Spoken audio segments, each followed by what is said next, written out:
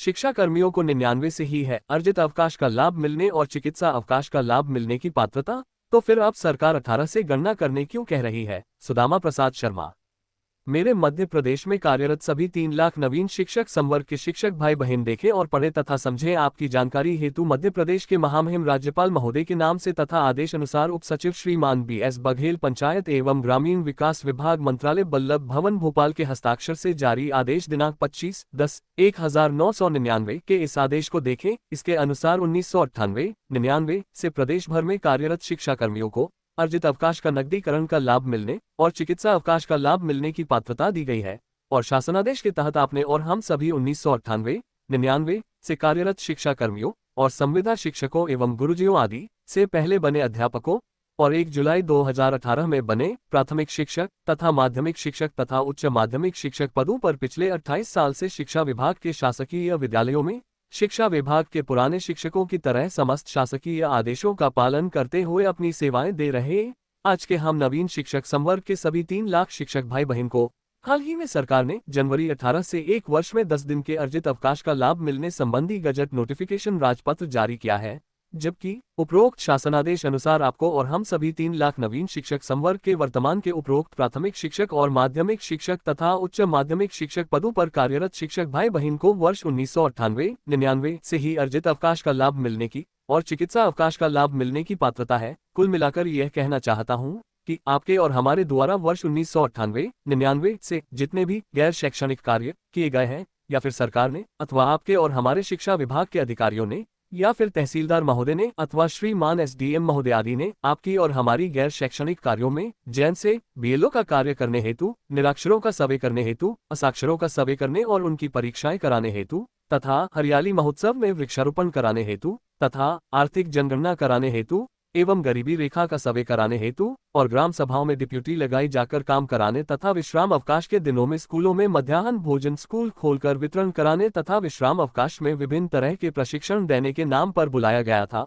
उपरोक्त सभी उल्लेखित कार्य मुफ्त और अनिवार्य तथा निःशुल्क शिक्षा का अधिकार अधिनियम 2009 की धारा 27 के तहत गैर शैक्षणिक कार्य की श्रेणी में आते हैं। कुल मिलाकर यह कहना चाहता हूं कि हमने और आपने वर्ष 1998-99 से आज तक और अभी तक उपरोक्त उल्लेखनीय गैर शैक्षणिक कार्य करते हुए जो लगभग जिसने जितने दिन उपरोक्तों में से जितने भी दिन गैर शैक्षणिक कार्य करने के बदले में आज तक जितने भी अर्जित अवकाश हासिल करने की पात्रता हासिल की थी, आपके और हमारे लगभग किसी के 100 दिवस, किसी के 150 दिवस और किसी के 200 दिवस के अर्जित अवकाश का लाभ मिलने से एक तरह से सरकार ने आपको और हम सभी को वंचित कर दिया है। और अब हाल ही में जारी गजट नोटिफिकेशन राजपत्र अनुसार मध्य प्रदेश में कार्यरत हम सभी नवीन शिक्षक संवर्ग के शिक्षक भाई बहन को सरकारी अर्जित अवकाश का लाभ मिलने के लिए जनवरी 26 से गणना करने की बात कर रही है, जो कि आपके और हमारे साथ सरासर घोर अन्याय है। इसी तरह श्रीमान R.S. चौहान अपर सचिव स्कूल शिक्षा विभाग मध्य प्रदेश शासन के हस्ताक्षर से जारी आदेश दिनांक 14/5/1999 के अनुसार शिक्षा कर्मियों को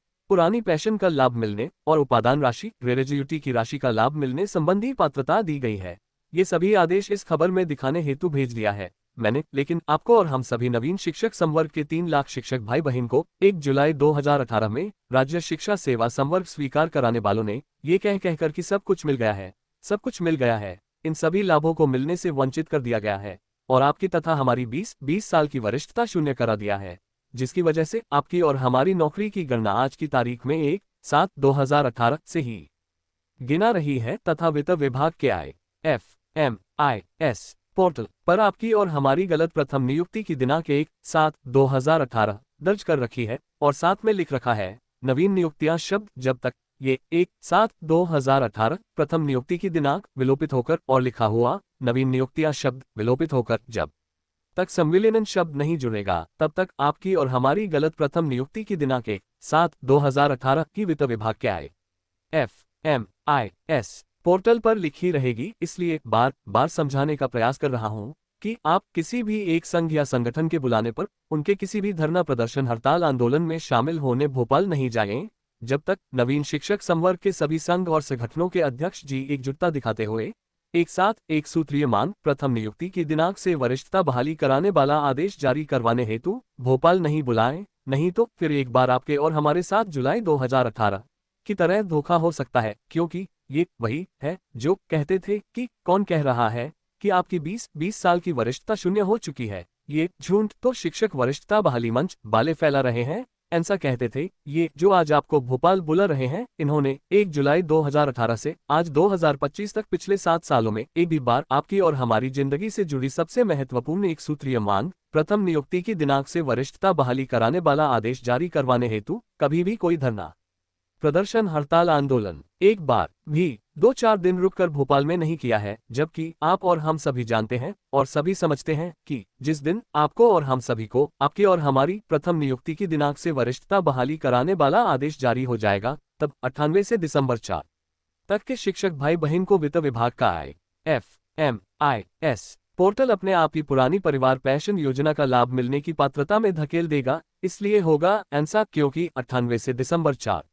तक के शिक्षक भाई बहन की नियुक्तियां नियमित वेतनमान पर होकर उनका नियमितकरण नियमित वेतनमान पर मध्य प्रदेश में पुरानी परिवार पेंशन योजना बंद होने से पूर्व एवं NPS पेंशन योजना लागू होने से पूर्व हो चुका था। और 1 जनवरी 2005 के बाद जिनकी नियुक्तियां हुई हैं उन सभी को भी जिस दिन हम सभी को आपकी और हमारी प्रथम नियुक्ति की दिनांक से वरिष्ठता बहाली कराने वाला आदेश जारी हो जाएगा, तब उन सभी शिक्षक भाई बहन को भी 8, 10, 12, 15 साल की वरिष्ठता हासिल हो जाएगी जिनकी नियुक्तियां 1 जनवरी 2005 के बाद हुई हैं। इसलिए सिर्फ और सिर्फ प्रथम नियुक्ति की दिनांक से वरिष्ठता बहाली कराने वाला आदेश जारी करवाने हेतु जब तक हमारे और आपके नवीन शिक्षक संवर्ग के सभी संघ और संगठनों के अध्यक्ष जी एकजुटता दिखाते हुए आपको और हम सभी को भोपाल में धरना, प्रदर्शन, हड़ताल, आंदोलन में शामिल होने नहीं बुलाते हैं, तब तक कोई भी शिक्षक भाई बहन किसी भी एक संघ संगठन के भोपाल बुलाने पर धरना, प्रदर्शन, हड़ताल, आंदोलन में शामिल होने भोपाल नहीं आए। आपका शुभ चिंतक सुदामा प्रसाद शर्मा, प्रदेश उपाध्यक्ष, प्रांतीय शिक्षक संघ मध्य प्रदेश तथा पूर्व प्रदेश अध्यक्ष, राष्ट्रीय पुरानी पेंशन बहाली संयुक्त मोर्चा मध्य प्रदेश तथा प्रदेश प्रवक्ता, शिक्षक वरिष्ठता बहाली मंच मध्य प्रदेश।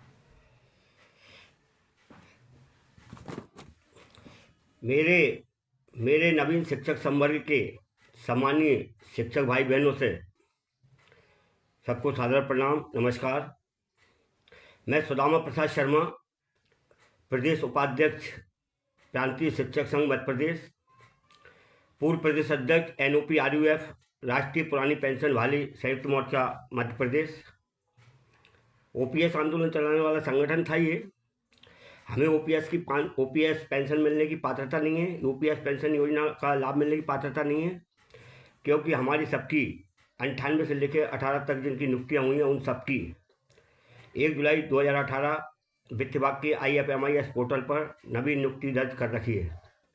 इसलिए आज 2025 की स्थिति में 18 से नौकरी की गणना करते हुए हमारी आपकी कुल नौकरी 6 या 7 साल की गिना रही है। इसलिए ना तो UPS पेंशन योजना का लाभ मिलना है और ना ही OPS पेंशन योजना का लाभ मिलना है। और उपादान की राशि यानी कि ग्रेजुएटी की राशि का जो भुगतान हो रहा है हमारे सेवानिवृत्त या दिवंगत हो चुके शिक्षक भाई बहनों को, वो 18 से लेकर 23 तक यानी 5 साल जिन्होंने पूरी नौकरी कर ली और 23 के बाद या 24 या 25, तो कुल मिला के 6 या 7 साल की उपादान की राशि, ग्रेजुएटी की राशि का लाभ मिल रहा है।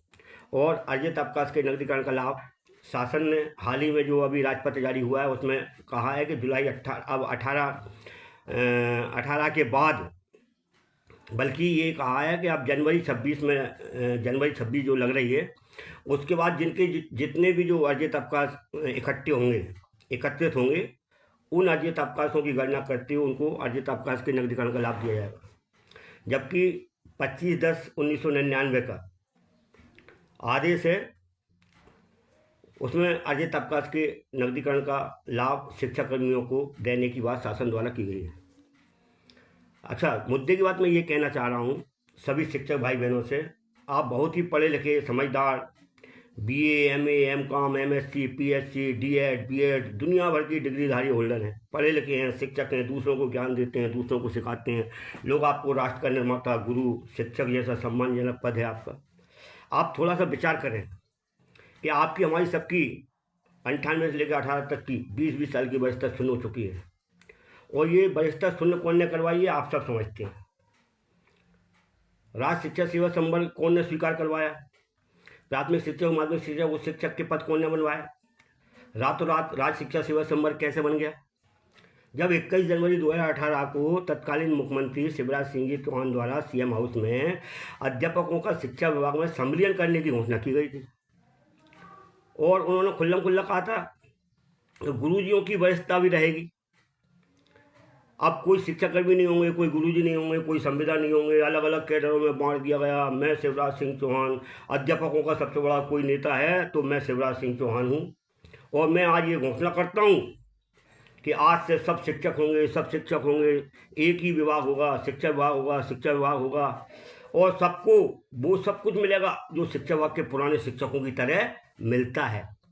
तो पुराने शिक्षकों को तो भाई उनकी प्रथम नियुक्ति की दिनांक से और सेवानिवृत्ति की दिनांक तक या दिवंगत होने की दिनांक तक उपादान की राशि, ग्रेच्युटी की राशि का लाभ भी मिलता है, जीपीएफ का पैसा भी मिलता है, पुरानी पेंशन का लाभ भी मिलता है, अर्जित अवकाश के नकदीकरण का लाभ भी मिलता है। तो फिर हमारे ये तथाकथित संघ संगठन के जो लोग हैं ना, जो अपने आप को बहुत ही बड़ा बाहुबली और सबसे बड़ा संगठन का मुखिया बताते हैं, ऐसे ही लोगों ने हमारी और आपकी जो है 98 से लेकर 18 तक की 20-20 साल की वरिष्ठता ये कहकर शून्य करा दी कि अब तो अपन शिक्षा विभाग के कर्मचारी बन गए और सब कुछ मिल गया, अब कुछ नहीं चाहिए। छठवां वेतनमान भी मिल गया, सातवां वेतनमान भी मिल गया है। कोई इनसे ये सवाल क्यों नहीं करता कि अन्य कर्मचारियों को छठवां वेतनमान 2006 से मिला है, हमें 2016 से मिला है। दूसरा सवाल इनसे कोई ये क्यों नहीं करता कि सातवें वेतनमान का लाभ अन्य कर्मचारियों को जो है 2016 से मिला है, जबकि हमारे कैडर को 2018 से दिया गया है। मैं कुल मिलाकर ये कहना चाहता हूँ कि किसी भी एक संघ संगठन द्वारा आपको प्रथम नियुक्ति की दिनांक से वरिष्ठता दिला दूंगा, ओपीएस दिला दूंगा, अर्जित अवकाश का नकदीकरण का लाभ दिला दूंगा, ये अटेंडेंस नष्ट करा दूंगा, इन सब बातों को कहकर और भेला फुसलाकर भोपाल बुलाएं तो आप मत आना, बिल्कुल मत आना। नहीं तो कोई, मैं बार बार कह रहा हूँ कि कोई बड़ी बात नहीं है कि आपके साथ फिर जुलाई 18 की तरह धोखा हो जाएगा। ये लोग हमारी आपकी छाती पे लात रखकर अपना खुद का राजनीतिक भविष्य तलाश रहे हैं और पहले ऐसा हो चुका है, आप सबकी जानकारी में है। तो मैं ये आग्रह अनुनय विनय निवेदन करना चाहता हूँ हमारे सभी संघ संगठनों के शिक्षक भाई बहनों से, जो जिस संगठन से भी जुड़े हों, वो अगर अपना खुद का हित चाहते हैं, खुद का अपना भला चाहते हैं, खुद की अपनी ज़िंदगी सुधारना चाहते हैं, अपनी पत्नी और बच्चों का भविष्य सुधारना चाहते हैं, तो आपकी और हमारी पहली प्राथमिकता है प्रथम नियुक्ति की दिनांक से आपकी हमारी नौकरी की गणना निरंतरता में मान्य करते हुए लेंथ ऑफ सर्विस कुल मिलाकर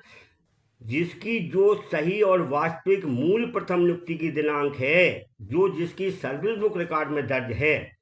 वह वित्त विभाग के IFMIS पोर्टल पर दर्ज होना चाहिए। और जिस दिन ऐसा हो गया, या ऐसा कब होगा, ऐसा जब होगा जब आपका जुलाई 18 का राज्य सरकार का जो गजट है, राजपत्र है 426 नंबर का, उस राजपत्र के गजट में संशोधन हो जाएगा और उस राजपत्र में जो लिखा है ना कि प्राथमिक शिक्षक, माध्यमिक शिक्षक, उच्च शिक्षक के नाम से जो नए पद बनाए गए हैं, इन पदों को जब हमने आपने चुना, चयन किया, विकल्प पद भरे, वचन पत्र भरे, तो हमारी और आपकी जो है 98 से लेकर 18 तक की 20-20 साल की वरिष्ठता शून्य हो गई। तो वो राजपत्र जो है 426, उसमें संशोधन कराने के लिए माननीय मुख्यमंत्री महोदय कैबिनेट की बैठक करें या विधानसभा या विधान में अध्यादेश लाएं और 426 के गजट में लिखी जो प्रथम नियुक्ति की दिनांक 1 जुलाई 18 और नवीन नियुक्तियां शब्द है, इसको विलोपित करके और जिसने जिस साल से नौकरी की है उसकी नौकरी की गणना उस साल से करते हुए जिसकी जो सही और वास्तविक मूल प्रथम नियुक्ति की दिनांक जो जिसकी सर्विस बुक रिकॉर्ड में दर्ज है, प्रथम नियुक्ति का आदेश दर्ज है, प्रथम ज्वाइनिंग की डेट दर्ज है, वह वित्त विभाग के IFMIS पोर्टल पर दर्ज कराई जाए। नवीन नियुक्ति शब्द को विलोपित किया जाए, 1 जुलाई 18 को विलोपित किया जाए और संविलियन शब्द जुड़वाया जाए। जिस दिन ऐसा हो जाएगा और नया राजपत्र गजट जारी हो जाएगा महामहिम राज्यपाल महोदय के हस्ताक्षर से जारी हो जाएगा, नए नियम और सेवा शर्तें बन जाएंगी, तब जाकर मध्य प्रदेश के स्कूल शिक्षा विभाग के प्रमुख सचिव द्वारा इस तरह का आदेश आयुक्त महोदय लोक शिक्षण संचालनालय को जारी किया जाएगा, और तब जाकर आयुक्त महोदय लोक शिक्षण संचालनालय समस्त जिलों के जिला शिक्षा अधिकारी और ब्लॉक शिक्षा अधिकारी, जिसको डीडीओ कहते हैं, जहां हमारी सेवा पुस्तिकाएं हैं, तब जाकर हमारी और आपके वित्त विभाग के IFMIS पोर्टल पर, जिसकी जो सही और वास्तविक मूल प्रथम नियुक्ति की दिनांक है, जो जिसकी सर्विस बुक रिकॉर्ड में दर्ज है, वह वित्त विभाग के IFMIS पोर्टल पर दर्ज हो सकेगी। और जब हो जाएगी ऐसी, तब जाके हमारी और आपकी नौकरी की गणना निरंतरता में मान्य की जाएगी। और जिस दिन ऐसा हो गया तो उस दिन 98 से दिसंबर 4 तक के शिक्षक भाई बहनों को OPS पेंशन योजना में वापस लौटने हेतु विकल्प पद भरवा के पुरानी पेंशन का चयन करने का मौका मिलेगा। और एक बात ध्यान रखना, जिस दिन ऐसा हो जाएगा या ऐसा आदेश बनेगा, उस दिन हमें इस बात का ध्यान रखना चाहिए कि हमारे कैडर के नवीन शिक्षक संवर्ग के नाम से आज जो जाने जाते हैं प्राथमिक शिक्षक, माध्यमिक शिक्षक या उच्च शिक्षक, वो इस बात का ध्यान रखें कि हमारे कैडर के 98, 99, 2000 वाले शिक्षा कर्मियों, चाहे 2001 के बाद 2014, 15 तक 16 तक आए संविदा शिक्षक हों, और चाहे 97, 96, 97 में लगे हुए गुरुजी हों, तो इन सबको यानी 98 से दिसंबर 4 तक के जो शिक्षक भाई बहन सेवानिवृत्त हो गए हैं या जो दिवंगत हो गए हैं, सेवानिवृत्तों के लोगों को भी मौका मिलना चाहिए OPS पेंशन योजना में वापस लौटने का विकल्प पद भरवा कर। और जो हमारे शिक्षक भाई बहन दिवंगत हो गए हैं, उनके जो उत्तराधिकारी हैं, उनकी पत्नी या उनके बच्चे हैं, वो भी अपने मतलब मृत होने वाले घर के मुखिया के नाम से उनको भी OPS पेंशन योजना में वापस लौटने का विकल्प पद भरने का मौका मिलना चाहिए। जिस दिन ऐसा हो जाएगा, उस दिन आपकी नौकरी की गणना आपकी निरंतरता में मान्य करते हुए सेवानिवृत्ति की दिनांक तक या दिवंगत होने की दिनांक तक आपकी 25, 26, 27, 28, 30 साल की जिसने जितनी साल की नौकरी की है, उतने साल की नौकरी की गणना करते हुए उसे को जो है उपादान की राशि, ग्रेजुएटी की राशि का लाभ मिलेगा, अर्जित अवकाश के नकदीकरण का लाभ मिलेगा, और भी अन्य आपको जो है वह सभी लाभ मिलेंगे जो शिक्षा विभाग के पुराने शिक्षकों की तरह मिलते हैं। अब इसके लिए मैं ये कहना चाहता हूँ कि कोई भी एक संगठन आपको भोपाल में बुलाए तो आप बिल्कुल मत जाओ, अगर आपका खुद हित चाहते हो तो, बल्कि जो जिस संगठन से जुड़ा है वो अपने संगठन के मुखियाओं से खुल्ला कह दे कि नवीन शिक्षक संवर्ग के जो भी 2, 4, 5, 6 बड़े बड़े संघ संगठन हैं, वे सभी संघ संगठनों के मुखिया एक बार गुफा मंदिर पर भगवान महाकाल को साक्षी मानकर गुफा मंदिर पर आए, बैठे और दरी पे फर्श पर बैठे, सब एक समान, कोई अपने आप को मंच पे बिठा के ये ना करे कि मैं सबसे बड़ा नेता हूँ। और दूसरी बात ये कहना चाहता हूँ, कोई किसी की पुरानी बातों को भी ना दोहराए, पुरानी गलतियों को भी ना दोहराए, सब पुरानी बातों को भूलकर एकजुट हो जाए, भगवान महाकाल को साक्षी मानकर एकजुटता से कम 2, 4, 5 दिन लग के ये एक दिन के वनडे मैच खेलना बंद कर दो।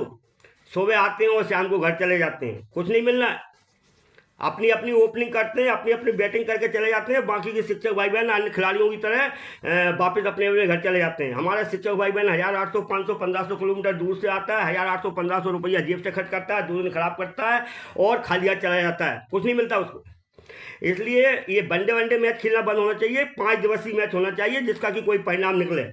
और ये 5 दिवसीय मैच खेलने का निर्णय सभी संघ संगठनों के अध्यक्ष, मुखिया एक बार भगवान महाकाल को साक्षी मान के गुफा मंदिर पे पहले बैठक करें और एक सूत्री मांग, 17 मांगे नहीं रखने, केवल एक सूत्री मांग प्रथम नियुक्ति की दिनांक से वरिष्ठता का आदेश जारी किया जाए और 20-20 साल की वरिष्ठता सुन की जाए और वित्त विभाग के IFMIS पोर्टल पर दर्ज 1 जुलाई 2018 नवीन नियुक्ति दर्ज की जाए। नवीन नियुक्ति शब्द जो है वो विलोपित किया जाए, 1 जुलाई 18 विलोपित किया जाए, सम्मिलियन शब्द जुड़वाया जाए। और ऐसा करने के लिए जब तक सभी संघ संगठनों के अध्यक्ष एकजुट नहीं होते हैं, एक साथ कम से कम 5 दिवस भोपाल में रहकर धरना प्रदर्शन, हड़ताल, आंदोलन करने की घोषणा नहीं करते हैं, सभी संगठनों के मुखिया अपना इस तरह का वीडियो जारी नहीं करते हैं, एकजुटता नहीं दिखाते हैं, तो कोई भी शिक्षक भाई बहन किसी एक के बुलाने पर भोपाल ना आए। नहीं तो फिर आप मैं ज़्यादा कुछ नहीं कह सकता, यही कहूँगा कि भाई आपके साथ फिर से जुलाई 18 दोहराया जा सकता है, फिर धोखा हो सकता है। अगर आप अपना खुद का हित चाहते हो, मेरी बातें आपको अच्छी लग रही हैं, आप समझदार हैं, तो मेरी बात को आप मान जाइए, और नहीं मानोगे तो फिर जो सबका होगा वो मेरा हो जाएगा। हम तो अपनी तरफ से रात दिन प्रयास कर रहे हैं। और मैं एक बात की और घोषणा करता हूँ सार्वजनिक रूप से, जो मेरा वीडियो सुन रहा है वो ध्यान से सुन लें। मेरे खुद के पास मेरे अपने नाम पर जो लोग मुझ पर विश्वास करते हैं, प्रदेश भर के कोने कोने के लोगों को पता है मैंने आज तक क्या किया है, कब कब क्या क्या किया है। तो मैं बता रहा हूँ, सबको पता है। मैं लगभग 7 बार 8-8, 10-10 शिक्षक भाई बहनों को, 20-20 शिक्षक भाई बहनों को लेकर सीएम हाउस भोपाल जाकर मुख्यमंत्री महोदय को एक सूत्री मांग प्रथम नियुक्ति की दिनांक से व्यवस्था वाली का आदेश जारी किया जाए, इस मांग को लेकर ज्ञापन दे चुका हूं और सेंट्रल गवर्नमेंट का पे स्केल लागू करने की बात कर चुका हूं। प्राथमिक शिक्षक को 4200, माध्यमिक शिक्षक को 4600, उच्च माध्यमिक शिक्षक को 4800 का ग्रेड पे स्केल। इसके अलावा मैंने ये भी मांग की थी कि 3 संतान वाला कानून रद्द कर दिया जाए और बुआ की प्रक्रिया भी बहुत जोर से चल रही है और बहुत जल्दी ये लागू हो जाएगा। इसके अलावा मैंने ये भी मांग की थी कि हमारी जो है 62 से बढ़ाकर 65 वर्ष किया है, क्योंकि नवंबर 23 के भाजपा के घोषणा पत्र में मोदी की गारंटी के नाम से जो संकल्प पत्र है उसमें 62 से 65 वर्ष करने की बात की गई है। तो मैं कुल मिलाकर ये कहना चाहता हूँ, जिन मुद्दों की मैं बात कर रहा हूँ, इन मुद्दों को लेकर एकजुटता से, जब तक सभी नवीन शिक्षक संवर्ग के शिक्षक भाई बहन एकजुटता से कम 5 दिन भोपाल में रहकर धरना प्रदर्शन हड़ताल आंदोलन की घोषणा नहीं करते हैं, तब तक किसी का कुछ नहीं होगा। मैंने अभी तक आपने जितने भी वीडियो, जितने भी खबरें देखी हैं, मैं सब कुछ आपको सबको पता है। और मैं 2 बार उज्जैन भी फिर आया, एक बार मैंने खरगोन भी गया था मुख्यमंत्री जी के बेटे के अभिमन्यु की शादी में। इसके अलावा मैं पूर्व मुख्यमंत्री शिवराज सिंह जी के बेटे कुणाल और कार्तिक की शादी में जैत भी गया था। विदिशा में उनके शेरपुरा में जो उनका बंगला है जिसको सीएम हाउस कहते हैं, उसमें 2 बार ज्ञापन दिया। अभी एक बार बासुदा है जब ज्ञापन दिया। तो ऐसा करके मैं ये नहीं कह रहा हूँ कि मैंने क्या किया है, मतलब मुझसे जितना जो कुछ बन रहा है मैंने करा है। और मेरी अभी तक 250-300 कम से कम खबरें वीडियो जारी हो चुके हैं और मैं लगभग 1 लाख रुपये अपने जेब से खर्च कर चुका हूँ। और अभी भी मेरे पास मेरे शिक्षक भाई बहनों ने, जिन्होंने मेरे ऊपर विश्वास करके पैसा दिया है मुझे प्रथम नियुक्ति की दिनांक से व्यवस्था के कार्यक्रम करने के लिए, कम से कम 3 लाख रुपये मेरे पास अभी रखा है। अगर ये सभी संगठनों के लोग एक साथ एक मंच पर आते हैं और कम से कम 5 दिन का कार्यक्रम भोपाल में तय करते हैं, सामूहिक रूप से करते हैं, तो मैं इनको इनके खुद के खाते में भी 3 लाख रुपए देने के लिए तैयार हूं। लेकिन एक सूत्री मांग प्रथम नियुक्ति की दिनांक से व्यवस्था का आदेश जारी करने की जब तक घोषणा नहीं होगी, जब तक ये भोपाल नहीं छोड़ेंगे।